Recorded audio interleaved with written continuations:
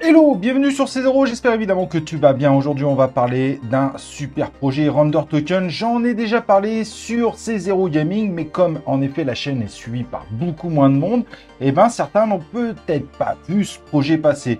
Et donc du coup, on va réitérer un petit peu cette aventure du Render Token. Je pense que c'est un des projets qui est vraiment excellent et sur lequel tu dois faire de véritables recherches tant il est intéressant. Ça t'intéresse? On va voir évidemment le projet, comment il fonctionne, pourquoi il est prometteur et on va regarder sa courbe, son potentiel. Bref, la totale ce soir, c'est Render Token. On y va, let's go!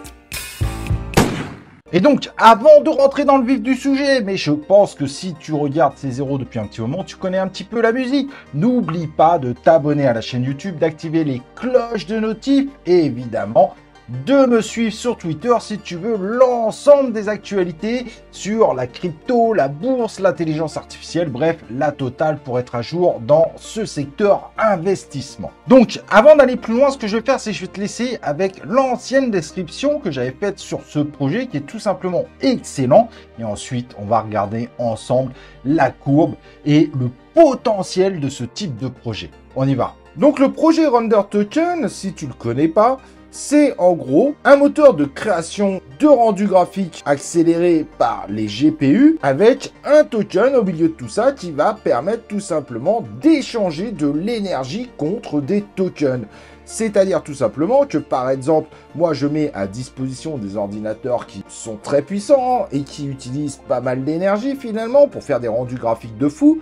Et de l'autre côté, on peut avoir par exemple un Metaverse qui, pour éviter d'imposer des cartes graphiques de folie de psychopathe à l'utilisateur, pourrait tout simplement utiliser Render Token pour faire tous ces rendus de façon ultra rapide, pour ensuite offrir aux joueurs des très beaux graphismes, malgré le fait qu'il n'est pas forcément un ordinateur exceptionnel. En fait, Render Token permet tout simplement de profiter des machines qu'on n'a pas forcément achetées, mais d'avoir une capacité de rendu graphique exceptionnelle. Évidemment, en échange de ça, on paye en RNDR. Et je trouve que c'est une excellente idée, surtout qu'on voit de plus en plus que l'univers du gaming, et pas forcément du play to earn, va de plus en plus vers du concept de jeu en streaming. Et du coup, Render Token pourrait parfaitement aider à la démocratisation de cette nouvelle façon de jouer qui se répand de plus en plus, même en termes de console. Quand on voit sur PS5, vous avez la possibilité aujourd'hui de jouer en streaming sur des jeux qui finalement ne bouffent pas l'énergie de votre console. Certes, vous devez payer un abonnement pour ça, mais on voit bien que la voie est en train de s'ouvrir de plus en plus. Et Render Token, du coup, au-delà du gaming, il propose ça pour le métaverse. Ça peut être également pour des graphistes qui veulent travailler des trucs de dingue pour d'autres domaines. Ça peut être le cinéma, etc., etc. Mais finalement, vous louez tout simplement de l'énergie, des machines de guerre, que vous n'avez pas forcément toujours avec vous. Et ça serait plus vrai encore si jamais, par exemple, tu partais en vacances, que tu es un professionnel et que tu as besoin d'une puissance de calcul phénoménale, et ben là, pas de souci, il te suffit d'utiliser Render Token et hop, tu déportes ces besoins que ton ordinateur portable ne pourrait pas faire ou mettrait peut-être 24 heures à faire, alors que avec cette utilisation, ça mettrait peut-être que quelques minutes. Bref, tu l'auras compris, pour moi, je pense que le partage de puissance, etc., c'est plutôt un sujet d'avenir, et Render Token, pour moi, est en plein dedans. La question après, c'est est-ce que les gens voudront passer par de la crypto-monnaie ou pas, mais j'imagine que derrière, il y aura forcément des possibilités très rapides de faire ça de façon transparente en passant directement par du fiat. En tout cas, les possibilités sont gigantesques, tu l'auras bien compris. Et donc, comme on voit ici, on voit sur la courbe, il y a un véritable engouement sur ce projet en 2023, qui a bien explosé. Il était en dessous de 0,6 centimes, puis il est monté jusqu'à 2,70 $. Là, il redescend un petit peu, il est à 1,88, mais on est plutôt sur quelque chose de pas mal. Sachant que le market cap aujourd'hui est quasiment à 700 millions de dollars, j'ai arrondi, et qu'on a 69% des tokens en circulation, ça c'est très important. Ça veut dire qu'en gros, on ne peut pas avoir plus que 30% d'inflation sur le nombre de tokens, ce qui reste une inflation limitée, présente mais limitée. Et donc ça, c'est évidemment un des éléments indispensables à enregistrer. Mais on voit bien que l'engouement est en train de revenir carrément sur ce projet et il y a de bonnes raisons. Ça fait partie des quelques projets du top 100 qui peuvent se vanter d'être sur un secteur qui aujourd'hui on ne voit pas comment il peut pas grossir. En effet, les besoins en puissance, que ce soit dans le gaming, avec le gaming surtout en streaming, avec évidemment le métaverse, même si aujourd'hui ça rame un petit peu sur le continent européen et américain, mais on voit qu'en Asie ça prend. Et également l'intelligence artificielle, donc vous voyez bien, il y a un sacré boulevard en fait sur les possibilités de ce type de projet. On est clairement sur une multiplication en termes de besoins qui est exponentielle. Et on le voit bien d'ailleurs, Llama est en train de sortir en version gratuite pour les entreprises, l'intelligence artificielle générative de Meta, mais derrière, il y a Bard et ChatGPT qui vont devoir concurrencer tout ça s'ils ne veulent pas se faire voler cette partie du marché. Bref, comme tu vois, la demande de puissance de calcul, elle est exponentielle.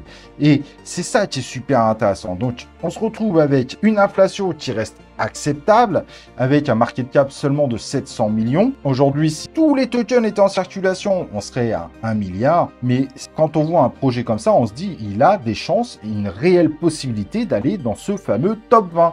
Et dans ce fameux top 20, on voit bien qu'en novembre, donc la meilleure période pour les crypto-monnaies, globalement, on était donc sur des market cap de 11 milliards. Et comme on imagine que le prochain bull run, on sera à peu près à 2,5 fois. Après, il y a des avis plus optimistes sur ce sujet, mais peu importe, on va prendre fois 2,5 fois pour rester raisonnable. On pourrait se dire que ce token finalement pourrait aller à 25 milliards. Et donc de 1 milliard à 25 milliards, en imaginant qu'à ce moment-là, on pourra avoir tous les tokens en circulation, ça fait quand même 1 fois 25.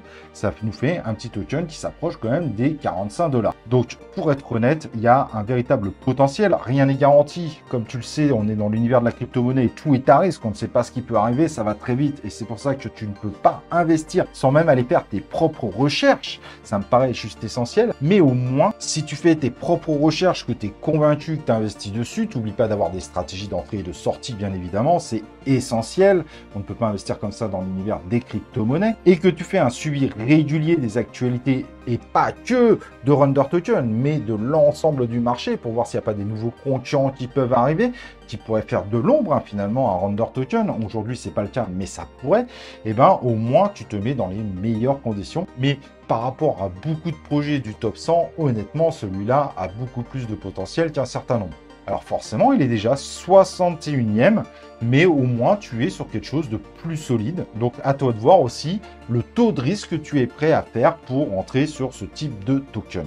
Tu pourras retrouver ce token sur Binance ou sur Coinbase. Si tu n'as pas de compte sur Binance, j'ai un lien d'affiliation. Comme c'est un exchange PSN, j'ai le droit de te le proposer. Les autres exchanges, comme KuCoin, Coinbase, sache-le, ils ne sont pas PSN si tu es français. Ou évidemment sur Uniswap si tu préfères les DEX décentralisés. Honnêtement, je pense que c'est vraiment un projet très intéressant. Je pense qu'il y a une vraie possibilité dessus. Évidemment, aucune garantie, et ça je le répéterai jamais assez. Mais je pense que tu devrais faire un peu de recherche autour de ce projet. Tu as un site complet. Si tu veux en savoir plus, tu peux encore aller voir le fameux white paper. Donc tout est disponible. Ça, c'est un avantage. Tu peux le download, le lire. Et si éventuellement, tu peux utiliser quelque chose pour traduire si tu as besoin, parce qu'il est en anglais. Et donc, tu as également la roadmap de disponible. Bref, sur ce projet, sur le coup, tu as tout ce qu'il faut pour faire tes propres recherches, pour accentuer si cette première présentation t'intéresse et te fait dire que ce projet pourrait être un potentiel intéressant. Évidemment, on n'investit pas sur les propos d'un YouTuber, mais on est intelligent, on fait ses propres recherches. En tout cas, j'espère que cette vidéo t'a plu, que je te fais découvrir des projets qui peuvent paraître intéressants. N'oublie pas évidemment de liker cette vidéo, soutenir la chaîne. Si tu as des questions, n'hésite pas, il y a les commentaires pour ça. Et n'hésite pas à mettre un commentaire. Et nous, bien évidemment, on se retrouve pour une prochaine vidéo de C0.